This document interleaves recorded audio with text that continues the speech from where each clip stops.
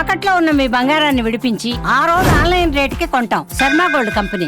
నమస్కారం, welcome to Suman TV. నేను గీతాంజలి. ప్రస్తుతం మనతో పాటు ప్రముఖ జ్యోతిష్యులు బ్రహ్మశ్రీ నందిభట్ల శ్రీహరి శర్మ గురువు గారు ఉన్నారు. వారితో మాట్లాడదాం. గురుగారు నమస్కారం అండి. వాగర్థావివ సంపృక్తౌ వాగర్థ ప్రతిపత్తయే జగతః పితరౌ వందే పార్వతీ పరమేశ్వరౌ. ఆదిత్యాయ చ సోమాయ మంగళాయ బుధాయ చ గురుశుక్ర శనిభ్యశ్చ రాహవే కేతవే నమః. శృంగేరి జగద్గురు పీఠాధిపతులకి, కంచి పీఠాధిపతులకి నమస్కారములు తెలియజేసుకుంటూ కార్యక్రమాన్ని ప్రారంభిద్దాం. గురుగారు 2 నెలలు అయిందనుకుంటా మనం మాట్లాడి. షడ్గ్రహ కూటమి ఈ ప్రభావంతో చాలా చూస్తాం ముందు ముందు అని అన్నారు. అప్పుడు తర్వాత కొన్ని చూసాము, చాలా ఇది అనిపించింది. కానీ ఇంకా ప్రభావం తగ్గలేదా అని అనిపిస్తుందండి ఇప్పుడు ప్రస్తుతం జరుగుతున్నవి చూస్తుంటే. వాయు ప్రమాదాలు చూసాం, అగ్ని ప్రమాదాలు కనీసం వారంలో 2-3 చోట్ల ఇలా జరిగిందని వింటూనే ఉన్నాం. భూకంపాలు చూస్తూ ఉన్నాము. అంటే ఈ ప్రకృతి వైపరీత్యాలన్నీ ఒక ఎత్తు అయితే, మనుషుల్లో కూడా క్రూరత్వం అనేది ఇంకా ఇంకా అలా పెరిగిపోతుంది. అంటే అసలు ఎప్పుడు చూడని విధంగా మనుషుల్ని చంపేయటం కావచ్చు, అంతవరకు తెగిస్తున్నారు. సమాజంలో కూడా చాలా అసలు ఊహించని పరిణామాలు జరుగుతున్నాయి. ఇవన్నీ దేనికి సంకేతం అండి? షడ్గ్రహ కూటమి ప్రభావమేనా, లేకపోతే ఇంకా ఏమైనా ఉందా? ఇలాంటివి ఇంకా ఎన్ని రోజులు ఉంటాయి?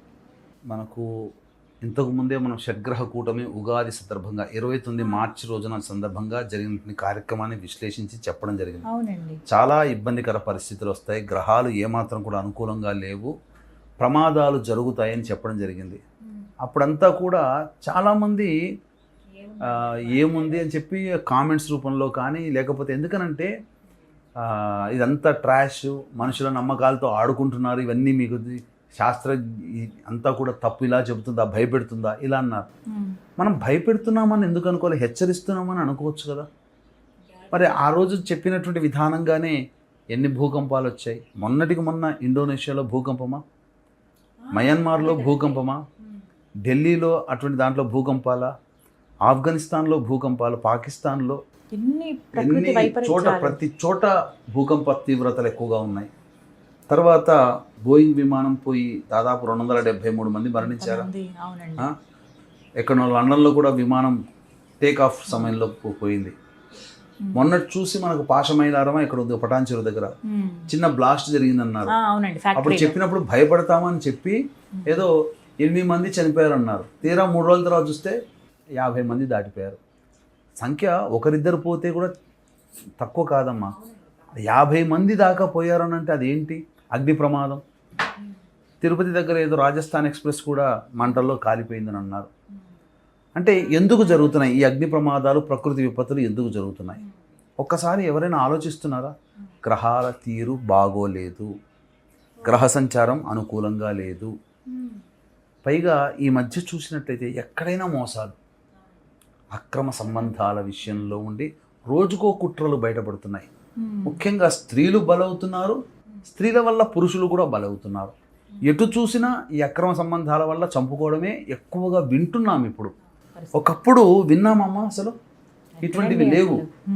కానీ పతాక శీర్షికలో ఏ పేపర్ చూసినా, మొబైల్ పట్టుకొని ఏది వార్త విన్నా, ఏ సినిమా, ఏ ఛానల్లో పెట్టినా ఇవే కనబడుతున్నాయి. అన్నిటికంటే చాలా ఘోరమైనటువంటిది ఇంకొక 2 నెలల వరకు మనం అనుభవించక తప్పదు. జూలై, ఆగస్టు వరకు అనుభవించక తప్పదు. ఎందుకనంటే కుజకేతుల యొక్క కలయిక ఈ నెల 28వ తారీఖు వరకు ఉంది. జూలై నెల ఇది పిశాచ యోగం. తప్పదమ్మా. ఇటువంటి మోసాలు, ఇబ్బందికర పరిస్థితులు, ప్రకృతి విపత్తులు ఉంటాయి, సందేహమే లేదు. శుక్రుడు వృషభ రాశిలో ఉన్నాడు. చాలామంది శుక్రుడికి స్వక్షేత్రం కదా అనుకుంటారు, కానీ స్త్రీలే ఎక్కువగా బలైపోతారు. స్త్రీలు బలైపోయిన సందర్భంలో జరిగినటువంటి అక్రమాలు ఇవన్నీ కూడా మీకు కనబడతాయి. కర్ణాటకలో ఏదో దేవాలయంలో కూడా 100 మంది అమ్మాయిల యొక్క శవాలు ఒక స్థలంలో పాతిపెట్టి ఉన్నాయట. అది ఈ మధ్య ఎందుకు బయటపడాలి? శుక్రుడు వృషభ రాశిలో సంచారం చేస్తుండగానే బయటపడ్డాయి. కాబట్టి వీక్షించేటువంటి ప్రేక్షకుల్లో కూడా కూతుర్లు కానీ ఎవరైనా మహిళామణులు ఎవరున్నా జాగ్రత్త ఉండండి. మోసాల పేరిట మిమ్మల్ని నయవంచనకి గురి చేసే అవకాశం ఈ వృషభ రాశిలో శుక్రుడు సంచారం చేస్తున్నంత వరకు, కనుక 27వ తారీఖు జూలై వరకు ఉంటుంది. స్త్రీలు అతి కామంతో వ్యవహరించడం కానీ, తద్వారా ఇబ్బందికర పరిస్థితులు అనేటువంటివి ఉంటాయి. పురుషుడి కామానికి స్త్రీలు బలయ్యేటువంటి సందర్భాలు గోచరం అవుతుంటుంటాయి. ఇలా చాలా ఇబ్బందికర పరిస్థితులమ్మా. ఒకటా రెండా అని చెప్పడానికి లేదు. ప్రకృతి విపత్తులు తప్పవు. ఈ జూలై మాసంలో అలాగే ఉంటుంది, ఆగస్టు మాసంలో అలాగే ఉంటుంది. రాజకీయ పరంగా కూడా అలజడులు వస్తాయి. మరి ఎన్నడూ లేనటువంటి నరేంద్ర మోడీ చర్చ ఇప్పుడే రావడం ఏంటి? రిటైర్మెంట్ అయిపోతున్నాడు, వేరే అంటే రాజకీయంగా అలజడి అన్ని రకాలుగా, ఒకటి రెండని కాదు. ముఖ్యంగా మోసాలు ఎక్కువగా జరుగుతాయి, ఆన్లైన్ మోసాలు ఎక్కువగా జరుగుతాయి. ఆకర్షణీయమైనటువంటి ప్రకటనలకి లోబడి మనుషులు డబ్బు పెట్టడం, తర్వాత ఇవన్నీ జరుగుతాయమ్మా. అది భూ సంబంధంగా కావచ్చు. ఒక పెట్టుబడి పెడితే సంవత్సరంలో డబ్బులు అవుతుందని ఆశ చూపడం వల్ల పెట్టుబడులు పెట్టి నష్టపోతారు. కాబట్టి ఇటువంటి మోసపూరితమైనటువంటి ఆకర్షించుకునే విధానంగా ఉండే పథకాలకి లోను కాకండి.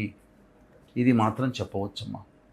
కాబట్టి ప్రకృతి విపత్తుల గ్రహ సంచారం అంత అనుకూలంగా లేదమ్మా. కాబట్టి ఈ సంబంధించినటువంటి జూలై మాసం, ఆగస్టు మాసంలో వరకు కూడా ఇలాంటి ప్రమాదాలు చూడక తప్పదమ్మా. ఈ 2 మాసాలు ఆందోళన కార్యక్రమాలు అధికంగా ఉంటాయి. అంటే ఏం చేయాలండి వీటికి? ఏమన్నా యుద్ధ భయాలు ఉంటాయమ్మా. యుద్ధ భయాలు కూడా ఉంటాయి. మీరు గమనించుకుంటే ఇప్పుడు తైవాన్ సంబంధించినటువంటి విధానంలో చైనా, రష్యాలన్నీ ఒక ఎత్తు, అమెరికా ఇంకొక నాటో దళాలు ఒక ఎత్తుగా తయారవుతున్నాయి. ఇప్పుడు మీరు అనేక దేశాలతో యుద్ధ భయాందోళనలు ఉంటాయి. తప్పదమ్మా. ఇంకా 2 నెలలు అండి. ఇంకా 2 నెలల వరకు తప్పదు. ఆగస్టు వరకు తప్పదు. ఆగస్టు ఇంకా చెప్పాలి అని అంటే ఈ భూకంప తీవ్రతలు అనేటువంటివి 13 సెప్టెంబర్ వరకు శని కుజులు పరస్పర వీక్షణ చేసుకుంటున్నారు. ఇది చాలా ప్రమాదకరమైనటువంటి పరిస్థితి. ముఖ్యంగా భారతదేశము ఈ సంబంధించినటువంటి కన్యా రాశి కూడా అని చెప్తారంటే, నవీన శాస్త్రజ్ఞులేమో వృషభ లగ్నం అని చెప్తారు, ప్రాచీన శాస్త్రజ్ఞులేమో ఈ సంబంధించినటువంటి మకరం అని చెప్తారు. కానీ కొంతమంది ప్రకారము కన్యా రాశి కూడా సంబంధించింది, మీనరాశికి సంబంధించినటువంటిది అమెరికా. కాబట్టి ఇక్కడ ఈ అమెరికా మరియు భారతదేశానికి సంబంధించిన ఏదో విపత్తులు అయితే కనబడుతున్నాయమ్మా. ఈ సెప్టెంబర్ వరకు తప్పదు. ఇంకా జూలై, ఆగస్టు ఇంకా పెరిగితే 13 సెప్టెంబర్ వరకు తప్పవమ్మా. 13 జూలై నుంచి మీరు గమనించుకుంటే ఎలాంటి స్థితి ఉంది అని అంటే, శని వక్రీకరించి ఉన్నాడు. 27 జూలై వరకు కుజుడు సింహరాశిలో ఉంటాడు. మీనరాశిలో ఉన్నటువంటి శని వక్రీకరించి కుంభరాశిని కూడా ఆక్యుపై చేస్తాడు. కాబట్టి కుంభరాశికి సింహరాశికి సమసప్తకాలు. కాబట్టి ఈ ఇద్దరికి శని కుజులు కలిస్తే గ్రహయుద్ధం అని అంటారు. అందుకనే మీకు చూస్తే ఇప్పటి నుంచి ప్రారంభమైనటువంటి గ్రహయుద్ధ భయం జూలై 13వ తారీఖు నుంచి గుర్తుపెట్టుకోండి. జూలై 13వ తారీఖు నుంచి ప్రారంభమైనటువంటి గ్రహయుద్ధ వాతావరణ భయము 13 సెప్టెంబర్ వరకు ఉంటుంది. కుజుడు తులారాశిలో మారేంత వరకు తప్పదు ఈ భయాందోళనలు. అప్పుడే సన్నగిల్లుతాయి, అప్పుడే ఉంటాయి. ఏం చేయాలండి? ఏమైనా పరిహారంలాగా ఏమైనా చేయొచ్చా? అందరూ కూడా మన దాకా అంటే ఇప్పుడు చెప్పాలంటే సమాజంలో మోసాలు ఎక్కువైపోయాయి. కాబట్టి వీక్షించే ప్రేక్షకులు కూడా సమాజంలో అన్య కులస్తులు, అన్య మతస్థులకి ప్రభావానికి గురయ్యేది ఎక్కువగా ఆడవాళ్ళే, మోసాల పేరిట. కాబట్టి ఈ ప్రేమ అని ప్రేమిస్తున్నాము, ఇష్టపడుతున్నాము అనేటువంటి మాటలకి లోను కాదు. ఎందుకంటే గ్రహాలు అనుకూలంగా లేనప్పుడు మాయనే నమ్ముతారు జనాలు, మంచిని నమ్మరు. కాబట్టి మీ పిల్లల్ని జాగ్రత్త పెట్టుకునే బాధ్యత మీదే. ఈ 2 నెలల్లో చూడండి, ప్రేమ వివాహాలు, కులాంతర మతాంతర వివాహాలకు సంబంధించినటువంటి చర్చలు ఎక్కువగా జరుగుతాయి. రాసి పెట్టుకోండి ఖచ్చితంగా. ఎందుకనంటే సమాజంలో ఇలాంటి అలజడులకి కారణం ఈ గ్రహాల యొక్క స్థితిగతులు. మోసాలు జరుగుతాయి, ఆన్లైన్ మోసాలు జరుగుతాయి. పెట్టుబడులు పెడితే ఇలా అని చెప్పి సంబంధించినటువంటి డబ్బంతా నష్టపోవడం కానీ ఇవన్నీ జరుగుతాయి. అలాగే అక్రమ సంబంధాల వల్ల హత్యలు ఎక్కువగా జరుగుతాయి ఈ 2 నెలల్లో. వాహన ప్రమాదాలు ఎక్కువగా జరుగుతాయి. భూ సంబంధముగా భూ ప్రకంపనలు, భూకంపాలు ఎక్కువగా ఉంటాయి. అలాగే ప్రకృతి విపత్తులు కూడా ఎక్కువగానే ఉంటాయి, మావేవి తక్కువగా ఉండవు. కాబట్టి సమయం అనుకూలంగా లేదు. మీకు బంగా గారు చెప్పినట్టు 13 జూలైతో ఏదో అన్నప్పుడు మొత్తము 180 సార్లు భూమి కంపించిందమ్మా జపాన్లో. ఆయన చెప్పిన డేట్, ఆ అమ్మాయి చెప్పిన డేట్కి. మరి జపాన్లో భూకంప వాతావరణాలు, భూకంపం వస్తే చాలు సునామీ హెచ్చరికలు అనేటువంటిది ఫస్ట్ పెట్టుకుంటున్నారు ఏ దేశంలోనైనా కానీ. కాబట్టి ఇది సమయం మరి అంతకుముందు గత కొన్ని సంవత్సరాల్లో లేవు కదా, ప్రకృతి విపత్తులు ఇంతగా లేవు కదమ్మా. మరి అసలు చెప్పాలంటే విచిత్రం ఏందనంటే ఆ మార్చి నెలల్లో గ్రహణాలు వచ్చాయి. సూర్యగ్రహణం, చంద్రగ్రహణం పాల్గొన మాసంలో ఒకే నెలలో రాకూడదు. మన భారతదేశానికి గ్రహణం కనిపించట్లేదు, మన దానికి ఏం కాదులే అని చెప్పి కొట్టిపారేశారు. అప్పుడే చెప్పడం జరిగింది, ఖచ్చితంగా గ్రహణాలు ఒకే నెలలో 2 వచ్చాయి అని అంటే ఖచ్చితంగా ఏదో ప్రకృతి విపత్తులు అనేటువంటివి ఉంటాయి, దగ్గర పెట్టుకోండి, రాసి పెట్టుకోండి. మన దానికి లేదు అని చెప్పి మాత్రం అనుకోకండి. ఎక్కడ జరిగినా ఆ నియమాలు పాటించండి. అంటే ఏంటి, స్నానం ఆచరించాల్సిన, పట్టు విడుపు నియమాలు ఆచరించాల్సిన అవసరం లేదు, కానీ ఆ దేవతారాధన చేయమని మనం చెప్పడం జరిగింది. అప్పుడు అందరూ కూడా పిచ్చివాడ, మనకేందుకు వస్తుంది, మనకు లేని సంబంధించినటువంటి ఇది ఎందుకు మనకు వస్తుందా, మన భారతదేశానికి ఏం కాదు, అక్కడ అమెరికాలో వాళ్ళకి తగులుతాయి లేని. మరి ఎఫెక్ట్ అయింది మన భారతదేశమే కదా. 270 మంది చనిపోయారు. అసలు మామూలు విషయం అమ్మ. సర్జికల్ స్ట్రైక్స్ జరిగిన ఈ షష్టగృహ కూటమి తర్వాతనే పాకిస్తాన్తో ఆపరేషన్ సింధూర్ అనేటువంటిది అప్పటిదాకా జరగనటువంటిది ఎందుకు జరిగే తీవ్రవాద హెచ్చరికలు. కాబట్టి మళ్ళీ ఇక్కడ మళ్ళీ మర్చిపోయాం ఇంకొక విషయం, తీవ్రవాద సంబంధమైనటువంటి కార్యకలాపాల వల్ల కూడా మళ్ళీ ఏదో యుద్ధ భయ వాతావరణం అన్ని దేశాల్లో పొంచి ఉండబోతుందమ్మా. ఖచ్చితంగా సామూహికంగా మానవ హననాలు, బాంబ్ బ్లాస్ట్, మానవులే పేల్చుకొని బాంబ్ బ్లాస్ట్ చేస్తున్నారు కదా ఈ మధ్య, అట్లా కూడా జరుగుతాయమ్మా. ఏదో మొత్తానికైతే మాత్రం ఈ యొక్క మ్యాక్సిమం 13 సెప్టెంబర్ వరకు తప్పదు. జూలై 13 నుంచి 13 సెప్టెంబర్ 2 నెలల పాటు తప్పదు. చాలా జరుగుతాయి ఇట్లాంటివి, సందేహం లేదు. మళ్ళీ ప్రతిరోజు వినాల్సినటువంటిదే. ఇటువంటి వార్తలు వినక తప్పదమ్మా. మన దాకా రాకుండా ఉండాలి అని అంటే ఏం చేయాలంటారు? కాలాన్ని శాసించేవాడు కాలభైరవుడు. కాబట్టి కాలభైరవ ఆరాధన అనేటువంటిది ఖచ్చితంగా చేసుకోవాల్సిందే, తప్పదు. ప్రతి ఒక్కళ్ళు చేసుకోవాల్సిందే, దేవతానుగ్రహం చేసుకోవాల్సిందే. కాబట్టి ఎక్కడ మీకు దగ్గరలో ఉన్నటువంటి దేవాలయంలో పూజ హోమాది కార్యక్రమాలు ఉంటాయో కార్యక్రమంలో అంతా కూడా పాల్గొనే ప్రయత్నం చేయండి. పెద్ద కష్టమేం కాదు, మన ప్రాణం కంటే ఎక్కువ మనం సంపాదించుకునే డబ్బు కాదు. కాబట్టి అందరికీ కూడా విచిత్రమైన వ్యాధులు కూడా ప్రబలుతాయమ్మా.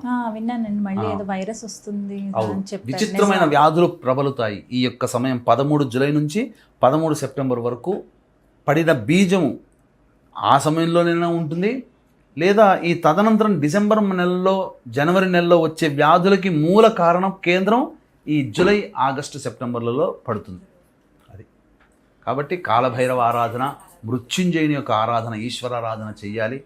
కాబట్టి అవకాశం ఉంటే మీకు దగ్గరలోని అన్ని దేవాలయాల్లో ప్రతినిత్యము ఈ దైవశక్తి గనక ఉంటే రక్షింపబడతామమ్మా. అందుకనే మన పీఠమాధ్వర్యంలో ప్రతి నెల జరుగుతుంది. శ్రావణ పౌర్ణమి రోజున జరుగుతాయి, భాద్రపద పౌర్ణమి మళ్ళీ ఒక గ్రహణం ఉంది భాద్రపద పౌర్ణమి నాడు. ఆ భాద్రపద పౌర్ణమి సందర్భంగా హోమాలు జరుగుతాయి, ఆశ్వీజ పౌర్ణమి సందర్భంగా హోమాలు. కాబట్టి అవకాశం ఉంటే మన పీఠమాధ్వర్యంలో జరిగే శ్రావణ మాసం, భాద్రపద మాసం పౌర్ణమి తిథిలో జరిగే కార్యక్రమాల్లో పాల్గొనవచ్చు. చక్కగా వివరించారండి, ధన్యవాదాలు గురుగారు. సర్వం శ్రీ ఉమామహేశ్వర పరబ్రహ్మార్పణమస్తు.